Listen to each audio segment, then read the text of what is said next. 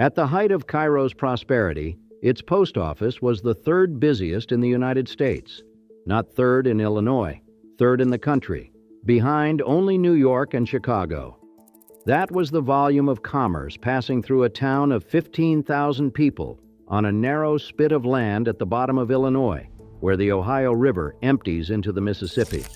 250,000 railroad cars ferried across those rivers in a single 6-month stretch. 5 national banks operated simultaneously. Merchants built Italianate mansions with double brick walls and 10-inch air gaps to keep out the dampness that rose from the rivers on both sides. The federal government constructed a custom house so grand that it also served as a post office, a district court, and a circuit court, all under one roof, because the volume of legal and commercial activity in Cairo justified it. Today, the population is around 1,700.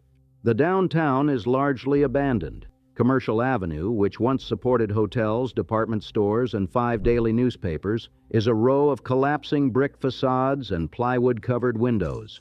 The only chain business in town for years was a Dollar General. A Missouri state legislator asked in 2011 whether he would rather see Cairo flooded or Missouri farmland, answered without hesitation and with a smile, Cairo. He had been there. The distance between those two realities, the third busiest post office and the Dollar General, is not a simple story of industrial decline or bad luck. It involves 2 of the greatest writers in the English language, a future president of the United States, the most gruesome public lynching in Illinois history, a civil rights struggle that made the town a war zone for 6 consecutive years, and a set of bridges that were supposed to save the city, but instead sealed its fate. And underneath all of it, holding the entire improbable settlement together and threatening every day to pull it apart, are the levees. Cairo is the only city in Illinois completely surrounded by levees. It exists inside a wall, built to hold back 2 of the largest rivers in North America, and everything that happened there, the prosperity, the violence, the abandonment, happened inside that wall. The land itself was never supposed to hold a city. The confluence of the Ohio and Mississippi rivers is a floodplain, low-lying, marshy, prone to seasonal inundation. French traders arrived around 1702 and built a fort and tannery a few miles from the junction. Within a year, Cherokee warriors attacked the settlement, killed most of the 30-odd men, and seized 13,000 buffalo skins. For more than a century afterward, the confluence was visited but not settled. Lewis and Clark camped there briefly, learning to calculate latitude and longitude. The land appeared on maps, but not in plans. In 1817, a Baltimore speculator named John G. Comegys purchased 1,800 acres at the southern tip of Illinois and named the site Cairo, after the Egyptian capital on the Nile. The region of southern Illinois was already called Little Egypt, and the name for the town fit the mythology. Comegys died before his vision materialized, but the name stuck, pronounced not like the Egyptian city, but as Cairo, a local distinction that has persisted for 2 centuries. The first serious attempt to build something permanent came in 1837, when the Illinois legislature incorporated the Cairo City and Canal Company under the direction of a Boston entrepreneur named Darius B. Holbrook. Holbrook was a promoter of extraordinary ambition and limited patience. He envisioned Cairo as what he called the world's greatest manufacturing mart and emporium, and he set about constructing levees, a shipyard, a dry dock, sawmills, an ironworks, a hotel, and residential cottages. To finance this, he turned to John Wright and Company, a London banking house, which sold bonds to British investors eager for a piece of the American interior. The sales materials included elaborate drawings of a gleaming future metropolis at the junction of 2 great rivers. The reality was mud, mosquitoes, and malaria. Holbrook owned every parcel of land and refused to sell. Residents could only lease. One early settler complained that even personal liberty was held hostage to this singular arrangement. A man could not purchase a single foot of ground within the city. He lived in it only during the pleasure of this lord of the manor. When the London bondholders went bankrupt in 1840, Holbrook's Cairo collapsed. The population fell by more than 80%. Holbrook left town. Then Charles Dickens arrived. In April 1842, the most famous novelist in the English-speaking world stepped off a steamboat at the confluence and saw what remained of Holbrook's venture. His verdict was immediate and devastating. Cairo was, he wrote, a detestable morass, a breeding place of fever, ague, and death, vaunted in England as a mine of golden hope. Some accounts suggest Dickens himself had lost money in the Cairo bonds, though the evidence is disputed. What is not disputed is the ferocity of his contempt. He used Cairo as the model for the nightmarish town of Eden in his 1843 novel Martin Chuzzlewit, a place where gullible English investors arrived to find not a thriving city, but a hideous swamp choked with slime. The fictional Eden was Cairo with a different name, and Dickens made sure his readers knew it. The irony, and this is worth holding, is that Dickens declared Cairo dead in 1842, and within 15 years it was thriving. A new group of investors purchased 10,000 acres in 1846 and secured the town as the southern terminus of the Illinois Central Railroad, which arrived in 1855. Steamboat traffic was already growing. Congress designated Cairo a port of delivery in 1854. By 1857, a new city charter was written, and Cairo flourished as trade with Chicago to the north spurred development. By 1860, the population exceeded 2,000. Cotton, wool, molasses, and sugar were flowing through the wharves, and Cairo was the seat of Alexander County. But Cairo's position at the border of free and slave territory created tensions that the commercial bustle could not conceal. Because the city sat at the first slice of free soil above the slave states, it attracted a growing population of free blacks and runaway slaves. In 1856, one of Cairo's newspapers, the Weekly Times and Delta, complained that the city was almost entirely overrun with free Negroes. A few months later, white mobs went on a 4-day rampage, kidnapping free black residents and attempting to sell them into slavery in Missouri. When that effort died down, they drove free blacks out of town at gunpoint. One enslaved man who had escaped recalled that though Cairo was free in name, it was one of the most active depots of the Negro catchers, who made quite a large income returning slaves to their masters under the fugitive slave law. The rivers that promised freedom also delivered slave catchers. Dickens had written the obituary. The city had declined to die, but the thing that would eventually kill it was already present, not in the water table or the mosquitoes, but in the relationship between the people who lived inside the levees. Then came the Civil War, and Cairo became one of the most strategically important pieces of real estate in the country. The town sat at the exact point where the Union could control access to both the Mississippi and the Ohio, the two great arteries of the interior. Illinois Governor Richard Yates understood this immediately. Within weeks of Fort Sumter's surrender in April 1861, Yates shipped 2,700 men to Cairo from Springfield, along with 15 pieces of field artillery, several 6-pounders, and a 12-pound cannon. By June, 12,000 Union soldiers were stationed in and around the town, with another 38,000 within a 24-hour ride. The Illinois Central Railroad, the same line that had recently connected Cairo to Chicago, could deliver 50,000 additional troops on short notice. Camp Defiance was established at the tip of the peninsula, where the two rivers converge. A flat-topped earthen mound was raised, armed with 3 24-pound cannons and an 8-inch mortar. A ship's mast flew the colors.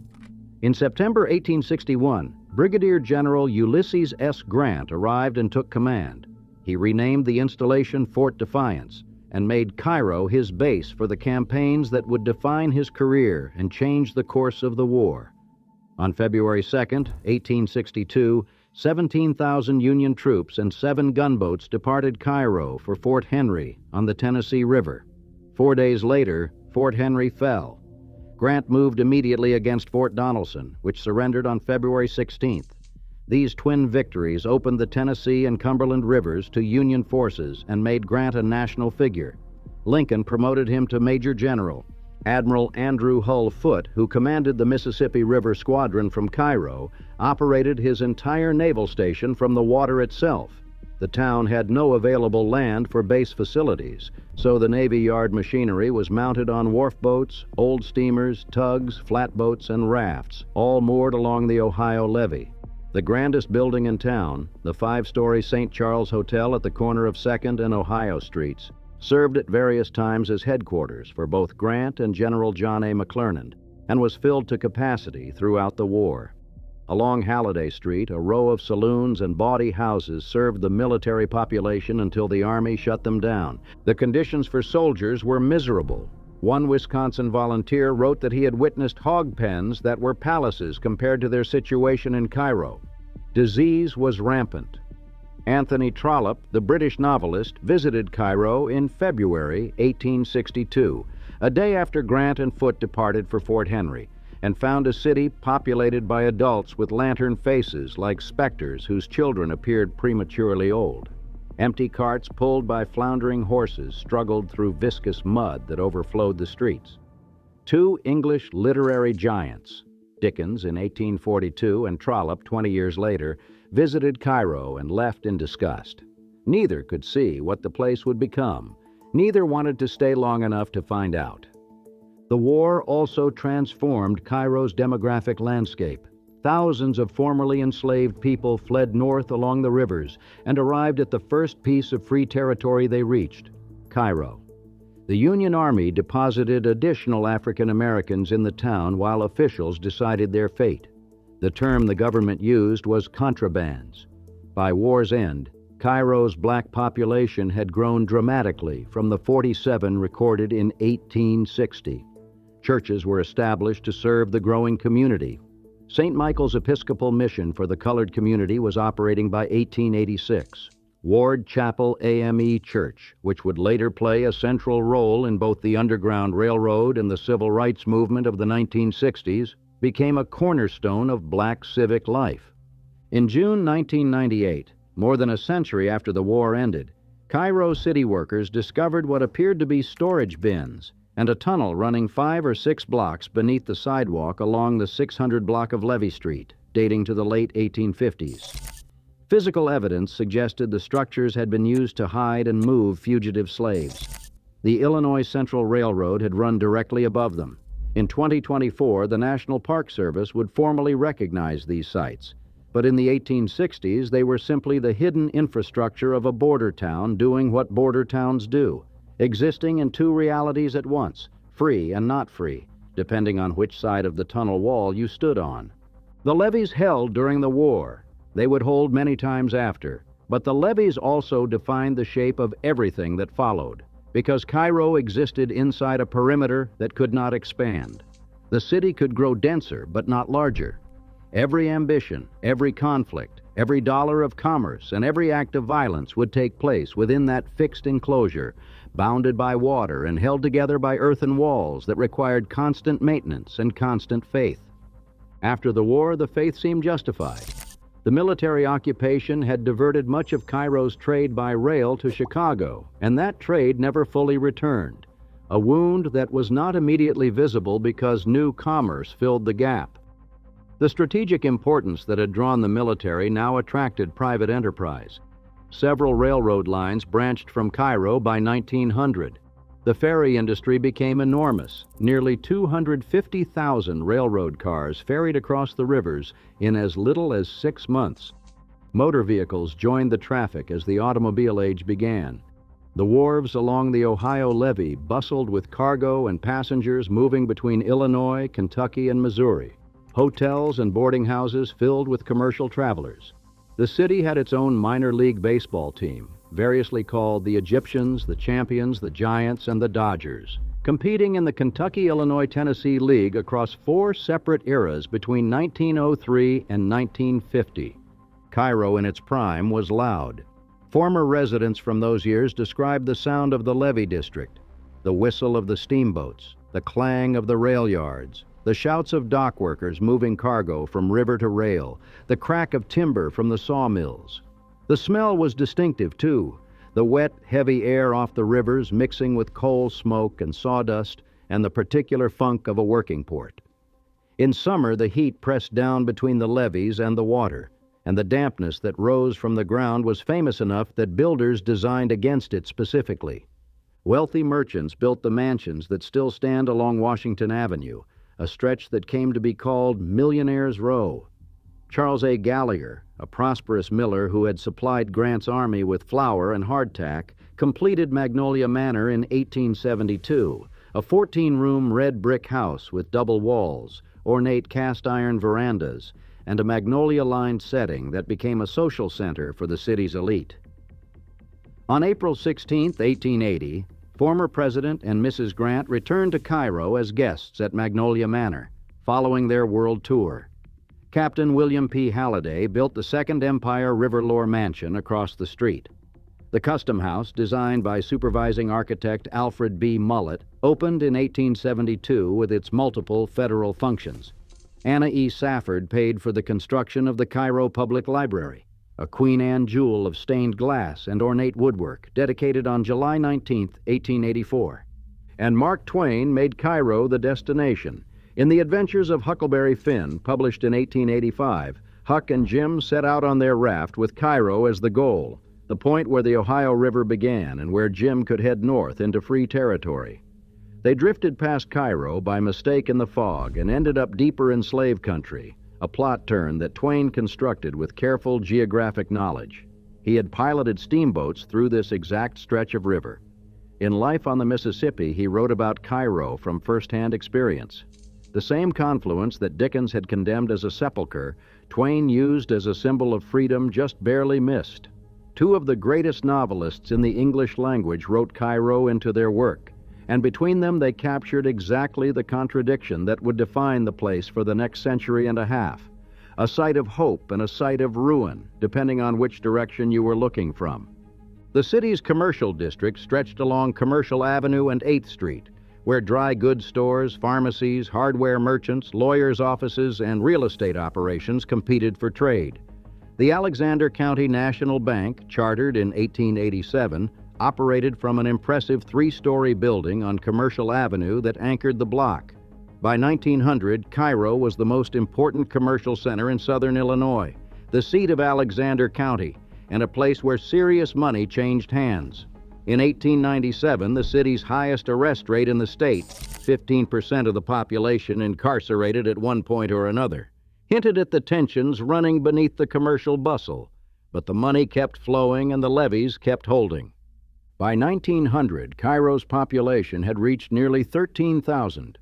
Of that total, approximately 5,000 residents were African American, 38%. 5% of all black residents in the entire state of Illinois lived in this one small town. This concentration, in a region where many white settlers had carried racial attitudes northward from Kentucky, Tennessee, and Missouri, made Cairo something its geography had always suggested, a border town, technically northern, functionally southern, free by law, hostile by practice. The state of Illinois passed an anti-lynching law in 1905. 4 years later, on the night of November 11, 1909, that law was tested in Cairo, and Cairo failed the test.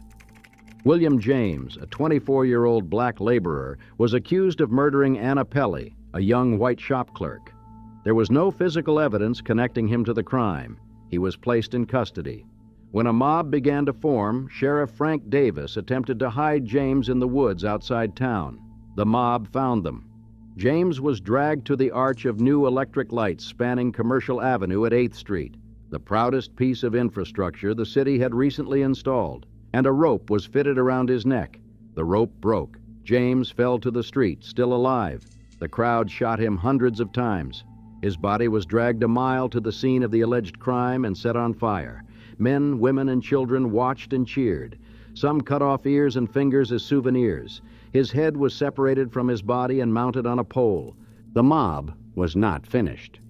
They returned to the county jail and spent more than an hour hammering at the cell of Henry Salzner, a white photographer accused of murdering his wife with an axe the previous August. Salzner pleaded for his life. The bars gave way. He was dragged to a telegraph pole at Washington Avenue and 21st Street, hanged and shot. His body was left in the street. Governor Charles Deneen ordered 11 companies of the National Guard to Cairo and enforced the 1905 anti-lynching law by dismissing Sheriff Davis. Ida B. Wells, the journalist and anti-lynching crusader, was hired by civil rights activists in Chicago to investigate. The electric arch at 8th and Commercial, the one they used to hang William James, stood at the center of what had been Cairo's most prosperous block. The same lights that merchants had installed to signal modernity and progress became the instrument of a public execution. The arch came down eventually. The block it illuminated is now mostly rubble. After 1909, the trajectory shifted. Black voter suppression intensified. No African Americans were elected to city office for almost 70 years after 1913. The black population declined in the 1910s as people left, while the white population briefly grew. The 1909 lynching, Ida B. Wells wrote, was part of a broader pattern that she had documented across the South. But Cairo was not in the South. It was in Illinois. The Springfield race riot of 1908, just a year before the Cairo lynching, had occurred in the state capital, in the shadow of Abraham Lincoln's tomb. These events, taken together, helped catalyze the founding of the NAACP in 1909. The population kept climbing. It peaked at 15,203 in 1920, but the economic foundations were already eroding beneath the numbers. The Eads Bridge, completed in 1874 at St. Louis, had begun diverting river traffic northward decades earlier. In 1905, a new railroad bridge at Thebes, a town northwest of Cairo, ended the need to ferry railroad cars through Cairo's wharves. The ferry industry that had employed hundreds began its slow contraction. Cairo's only advantage had always been geographic, the place where two rivers met and where goods had to be transferred between modes of transportation. Every bridge, every bypass, every new rail connection that allowed cargo to skip Cairo removed a piece of the rationale for the city's existence. In 1914, the construction of the big subway gate on the northern levee added another piece of flood infrastructure to the city's enclosure. The levees were maintained, reinforced, improved. Inside them, the population was beginning to shift. The sawmills and lumber operations that had sustained the post-war economy were depleting the surrounding forests. Agriculture could support a town, but not a city of 15,000. Then came the bridges. The Cairo-Mississippi River Bridge was completed in 1929, linking Illinois to Missouri south of the city. The Cairo-Ohio River Bridge followed in 1937, connecting to Kentucky. Each was celebrated as a connection to the wider world, a lifeline that would keep Cairo relevant in the automobile age. Instead, each bridge did something the city's boosters had not anticipated. It allowed traffic to bypass Cairo entirely.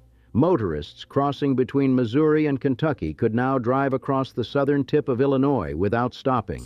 The bridges that were supposed to bring people in carried them over and past.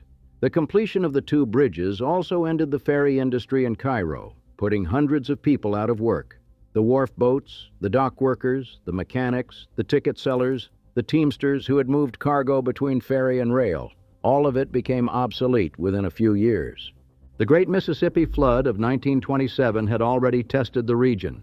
The 1937 Ohio River flood tested Cairo's levees as severely as they had ever been tested. The water rose to record heights. Cairo's levees held, but the city was effectively under siege, surrounded by floodwater on all sides. The levees would hold again during the Great Flood of 2011, when the Mississippi surged beyond the levels of 1937 and the Army Corps of Engineers had to blast a hole in a levee downstream in Missouri to relieve pressure, a decision that triggered a lawsuit, and that Missouri legislators comment about preferring to see Cairo submerged. The entire city was evacuated that year, with forecasts of 15 feet of water running through the streets if the levees failed. They did not fail. But the fact that the question was being asked, whether it was worth protecting a town of fewer than 3,000 people by flooding Missouri farmland, said something about what Cairo had become. Between the 1930s and 1960s, the population remained fairly steady on paper, hovering around 9 to 10,000. But the economic activity behind those numbers was hollowing out. The shipping industry had moved. The railroad traffic that had once required Cairo as a transfer point now traveled routes that bypassed it. Agriculture and lumber, which had replaced the ferry trade, did not generate the same wealth or the same employment. A new United States post office and federal courthouse was built in 1942 by architects Louis A. Simon and George Howe. a final statement of federal investment in a city that Washington still considered significant. By 1942, the population was listed at 15,000, the last time that figure would be reached. The Gem Theater opened in 1910, seating 685 people, a cultural anchor on 8th Street that hosted films, variety shows, and the occasional live performance. A fire gutted it in 1934. It was rebuilt 2 years later in Art Deco style with a new, elegant marquee that became one of the most recognizable landmarks on the street. It operated for nearly another half-century before closing in 1978. It still stands on 8th Street, vacant, its marquee rusting, its walls slowly separating from each other. A model of the Gem sits inside the Custom House Museum, a few blocks away, a miniature version of a building you can still walk past, if walking past is what you want to call standing in front of a sealed door on an empty block. By the 1960s, Cairo's unemployment rate was more than twice the national average. The population had been falling for decades. The Gem was still open, but playing to smaller and smaller crowds. The St. Charles Hotel, which had once housed Grant and McClernand and filled to capacity with wartime dignitaries and journalists, had been purchased by the Halliday brothers in 1880, renamed the Halliday Hotel, and vastly improved. But by the mid-20th century, it too had passed through the cycle of ambition, decline, and closure that defined so many Cairo landmarks. The mansions on Washington Avenue stood intact, but in a city that could no longer support what they represented. The Custom House still functioned, but processed less business each year. The levees still held, but enclosed a shrinking community. And the racial tensions that had been present since the town's founding, that had exploded in 1909 and been suppressed but never resolved, were about to detonate again, with a force that would finish what the bridges and the bypasses had started. On July 15, 1967, Robert Hunt, a 19-year-old black soldier home on leave, was arrested by Cairo police. He was found hanged in his cell. The police ruled it a suicide. The circumstances were immediately disputed. Witnesses who viewed Hunt's body saw bruises indicating he had been beaten. Military documents praised his service. Relatives said he had been in good spirits. The wire mesh at the top of his cell reportedly could not have supported his weight. Preston Ewing, president of the local NAACP chapter, received the phone call in the early hours and later told the Cairo Evening Citizen that the death was the spark that kindled long-simmering resentment into open and violent protest. 3 days of riots followed. Then something worse, a sustained, low-intensity war that lasted years. White residents organized a paramilitary group called the White Hats, named for the white construction helmets they wore to identify themselves. The county sheriff deputized them. Armed with shotguns and accompanied by dogs, they patrolled black neighborhoods, with particular focus on pyramid courts, a public housing project.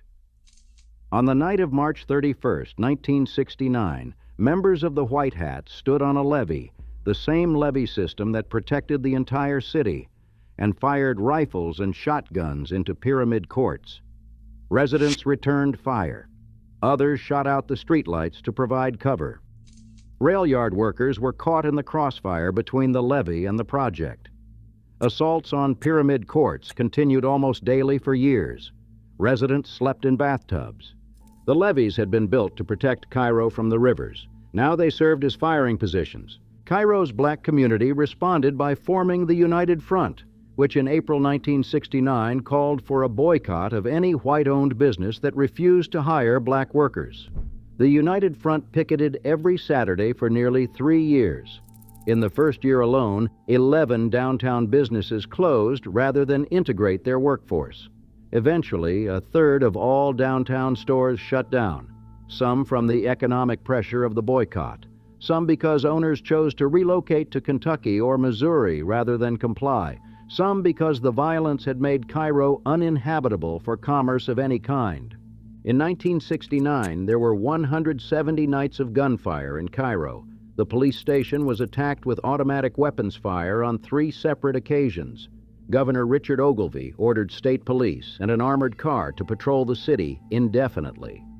All high school sports were played on the road from 1968 to 1972 because no opposing team would travel to Cairo. The city shut down its public swimming pool and its Little League baseball program rather than integrate them. The United States Commission on Civil Rights investigated in 1972. By then, the damage was structural and permanent. In 1971 and 1972, the Cairo City Council repeatedly blocked efforts by a united front-backed corporation to buy vacant city lots and build affordable housing for both black and white residents. The Lawyers' Committee for Civil Rights Under Law, which had arrived in Cairo in September 1969 to work with the Pyramid Court's Tenants Council, filed a class action lawsuit that resulted in the desegregation of public housing by 1974. The desegregation ended the shootings from the levee, but by then the shooting had been going on for 5 years. By the time African Americans gained full political inclusion around 1980, there was almost nothing left to govern. The businesses were gone. The white population had largely departed. The population had fallen to a fraction of its peak. The boycott had succeeded in its immediate objective. The white business establishment that had refused to hire black workers had been broken, but the victory was Pyrrhic. The economy it destroyed did not rebuild. Preston Ewing, Cairo's unofficial historian and former NAACP chapter president, would later describe the town with a bluntness that left no room for nostalgia. Poor, black, and ugly. He added, without illusions, that the goal should be to stabilize Cairo, not to talk about growth. In 1990, the principal of Cairo High School advised the graduating class to leave town. The Gem Theater had closed in 1978. St. Mary's Hospital closed because the community became too small to support it. The county seat was transferred to Jonesboro. The schools consolidated. The commercial buildings along 8th Street, one by one, were boarded up, then abandoned, then left to the slow work of gravity and weather. The bricks from buildings constructed during the post-Civil War boom crumbled to the fractured sidewalks in untouched heaps. Rotting plywood meant to keep out trespassers added to the rubble. On Commercial Avenue, a tavern and a Maytag appliance store were among the last holdouts, flanked on both sides by the corpses of former businesses. Ward Chapel AME Church, which had served as a station on the Underground Railroad and later hosted John Lewis for civil rights training sessions in its basement during the 1960s, suffered a fire in its early years and was rebuilt in 1918. A Wicks pipe organ purchased in 1929 remained in the church. The congregation shrank with the town but did not dissolve. Churches held services. The Cairo Public Library continued to answer phones.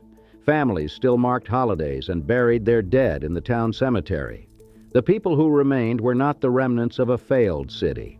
They were the people who had decided, for reasons that outsiders found difficult to understand, that this was still home. Today, Magnolia Manor still stands at 2700 Washington Avenue, operated as a museum by the Cairo Historical Association. The Custom House survives and contains a small museum. The Cairo Public Library, Anna Safford's gift from 1884, still holds services, and out-of-town visitors call in seeking old newspaper stories or information about grandparents who once owned homes in the town. Fort Defiance, at the very tip of the peninsula where Grant once placed his cannons, was abandoned and overgrown for decades before the Illinois Department of Natural Resources assumed control in 2014. There is a parking area and an observation deck. The two rivers still meet there, as they have for millennia, 4.5 million gallons of water merging every second. The ground where the fort stood is the lowest point in Illinois, 279 feet above sea level. In 2024, the National Park Service designated Cairo's Civil War contraband camp and the 1856 Illinois Central Railroad Depot as part of its network to Freedom Underground Railroad Trail. The designation recognized what the tunnels beneath Levee Street had suggested for decades, that Cairo had been a gateway, a passage between slavery and freedom, long before it became anything else. The levees still encircle the town. They still require maintenance. They still hold back the Ohio on one side and the Mississippi on the other. Inside the perimeter, the grid of streets that Holbrook laid out in 1837 remains legible, though many of the blocks contain nothing but grass growing through cracked pavement. Commercial Avenue runs toward the flood wall, and through an open gate in the wall, You can see the river. Most of the buildings that once lined the avenue are gone. A few walls remain, their facades peeling, their windows dark. The electric arch at 8th and Commercial, where William James was hanged in 1909, was removed long ago. Nothing marks the spot. The Gem Theater sits a few doors down, its Art Deco marquee still visible, its doors sealed, its 685 seats empty in the dark. The levees hold, the rivers merge, the town inside the walls continues to contract year by year, block by block, one fewer house, one fewer resident, the perimeter unchanged, but the space within it slowly emptying, the way a room empties after everyone has left, the furniture still there, the walls still standing, the door still open, and through it, the sound of water.